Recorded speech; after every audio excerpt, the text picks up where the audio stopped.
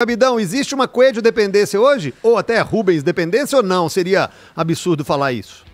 Jota, absurdo eu não acho. Mas que é um fato que sem o Coelho o Atlético fica um time, além de previsível, inoperante, isso é muito claro. Basta você pegar os jogos que o Coelho tá e os que não estão.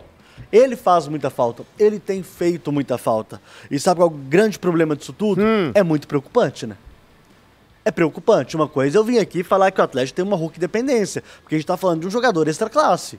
E definitivamente não é o caso do Coelho, né? É um bom jogador, um jogador que tem sido, sem dúvida nenhuma, acho que pra nós aqui é quase que unânime, o melhor do Atlético na temporada, mas não pode ser assim. O Atlético tem que ter um jogo coletivo mais sólido, e ele não tem. E definitivamente o Atlético não tem um jogo coletivo. O Atlético ele depende muito das suas individualidades, e quando elas não aparecem, fica esse jogo. Fica esse jogo chato, fica esse jogo sem pressão, um jogo em que o adversário em alguns momentos controla, como foi o caso desse duelo diante do Corinthians, principalmente no começo do jogo.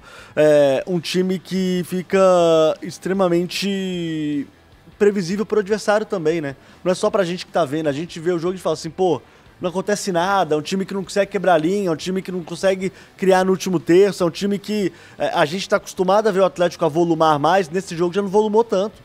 Então, assim, é difícil entender às vezes o que se passa, porque problemas médicos, ou problemas de suspensão, ou problemas de não poder contar com a equipe titular, praticamente todas as equipes estão passando por elas, né?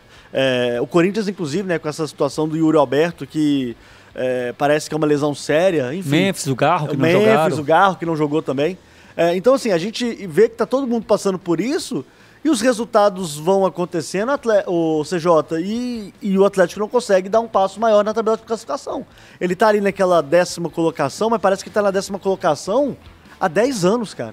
Impressionante como o Atlético não consegue tracionar dentro do Campeonato Brasileiro. E só um pitaco aqui, o gol que o Rony errou, num jogo desse tamanho, no momento em que foi, porque o gol ele se torna mais ou menos importante no momento que ele acontece, tá, gente? Beira quase o imperdoável. Que isso, Gabidão, que imperdoável. CJ, naquela ali, cara, você faria aquele gol.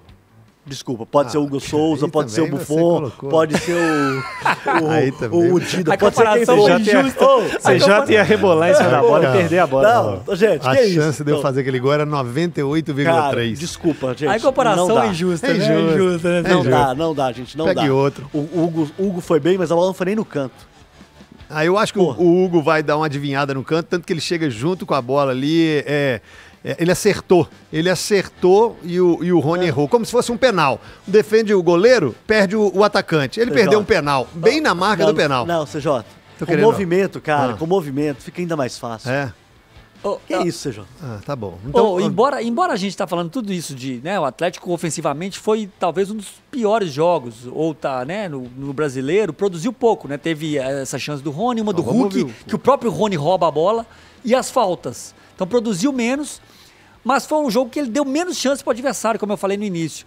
Se nós pegarmos esse balanço que o Atlético criava 25 vezes contra 8 do adversário, esse jogo foram 4, 5 do Atlético contra 2 do adversário. Pensando friamente nos números, o Atlético ainda passou mais perto da vitória do que o Corinthians, mesmo não jogando tão bem, mesmo não criando tanto.